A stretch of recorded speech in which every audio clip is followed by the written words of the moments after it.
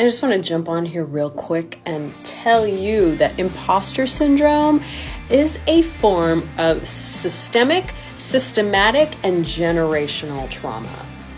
I had this epiphany this week. I was with my parents for an entire week, and this idea was actually perpetuated to me by a neighbor from like a week ago who actually said to me, "What made you think that someone is going to want to read your memoir?" And she's like, "I don't mean to ask this in a mean way, or like, I don't mean to be rude." She genuinely was curious, like, what made me think that I could write a memoir? And that's about imposter syndrome. It's about me giving myself permission to write a memoir. Well, that happened about a week and a half ago. And then last week I spent almost the entire week with my folks.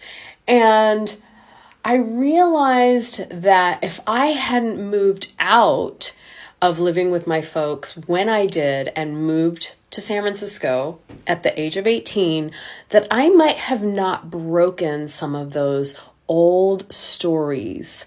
And I hate to say it, and no one will say it. They are traumatic stories, hands down traumatic, but no one calls it trauma because it's so commonplace. Those are my partner's words. And I did a podcast on this today, so that's going to be happening. So if you follow me on any of my other platforms, you can find that. But just so that you know, imposter syndrome is a form of generational, systematic trauma. And until you work and tackle that trauma, that imposter syndrome, that inability to give yourself permission to show up as the person you need to be, is going to still haunt you until you work through that stuff.